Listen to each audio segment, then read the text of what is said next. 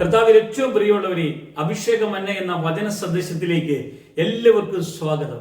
ഇന്ന് ചിന്തയ്ക്ക് ആധാരമായ ദൈവവചനം ലൂക്കോസ് സുവിശേഷം 5-ാം അധ്യായം 8 മുതലുള്ള വചനഭാഗം. ശമീൻ പത്രോസ് അത് കണ്ടിട്ട് യേശുവിന്റെ കാൽക്കൽ വീണു. കർത്താവേ, ഞാൻ പാപിയായ മനുഷ്യനാകൊണ്ട് എന്നെ വിട്ടു പോകണമേ എന്ന് പറഞ്ഞു. ഈ പത്രോസിന്റെ ഈ പറച്ചില് അത്ഭുതകരമായ ഒരു മീൻപിടുത്തം പിടിച്ച ശേഷം മീനിന്റെ പെരുപ്പം കണ്ട് വല വലിച്ചു കയറ്റി 2 വള്ളത്തിൽ കൊള്ളാവുന്ന വിധത്തിലേക്ക് മീനെ കൊടുത്ത് ഈ അത്ഭുത പ്രവൃത്തി കണ്ടു കഴിഞ്ഞപ്പോൾ പത്രോസ് പറയുക, കർത്താവേ, ഞാൻ പാപിയാണ്. കാരണം രാത്രി മുഴുവൻ ഒന്നും കിട്ടാതെ വിഷമിച്ച ആ വലപിടുത്തം അല്ലെങ്കിൽ ആ മീൻപിടുത്തത്തിന് ശേഷമുള്ള അവന്റെ ജീവിതത്തെ മാറ്റിയതാണ് കാണാൻ കഴിയുന്നത്.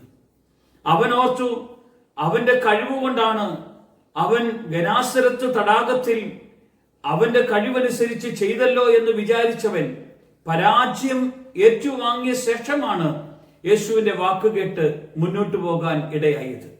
ഇപ്പോഴാണ് ഇവിടെ തിരിച്ചറിയാൻ കഴിയുന്നത്. പത്രോസ് അവന്റെ കാൽക്കൽ വീണുകൊണ്ട് കർത്താവേ, ഞാൻ പാപിയാണെന്ന് ഏറ്റുപറഞ്ഞപ്പോൾ കർത്താവ് പറയാണ്, പാപിയാണെങ്കിൽ ഞാൻ നിന്നെ നോക്കിക്കൊള്ളാം, നിന്റെ പാപങ്ങൾ വഹിക്കാൻ കഴിയുന്നവനാണ് ഞാനെന്ന് നീ തിരിച്ചറിയണം. കാരണം ഈ മീനിന്റെ പെരുപ്പം കണ്ട് അവരെല്ലാം അത്ഭുതപ്പെട്ടു പോകാൻ ഇടവന്നു. എന്നിട്ട് കർത്താവ് പത്രോസിനോട് പറയുകയാണ്, നീ ഇത്രയും കാലം നീ മത്സ്യത്തെ പിടിച്ചെങ്കിൽ ഇന്നു മുതൽ ഞാൻ നിന്നെ മനുഷ്യരെ പിടിക്കുന്നവരാക്കും. പത്രോസ് അത്ഭുതം കണ്ടാ ഇറങ്ങിയത്, അടയാളം കണ്ടാ ഇറങ്ങിയത്, ദൈവപ്രവൃത്തി കണ്ടാ ഇറങ്ങിയത്.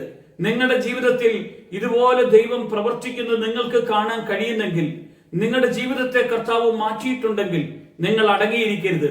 കർത്താവിന് വേണ്ടി പോകണം, കർത്താവിന് വേണ്ടി പറയണം, മനുഷ്യരെ പിടിക്കുന്നവരായി മാറണം, കർത്താവിന് വേണ്ടി ജീവിക്കണം. അവന്റെ വാക്ക് നമ്മുടെ ജീവിതത്തിൽ എപ്പോഴും ഒരു അനുഗ്രഹമായി മാറ്റാൻ കർത്താവ് ഇടയാക്കും. കാരണം നമ്മുടെ ജീവിതത്തിലുള്ള സകലതിനെ മാറ്റിയൊരു കർത്താവ് നമ്മുടെ നടുവിലുണ്ട്. കാരണം കൂടെയുള്ളവരെല്ലാം അത്ഭുതപ്പെട്ടു പോയി.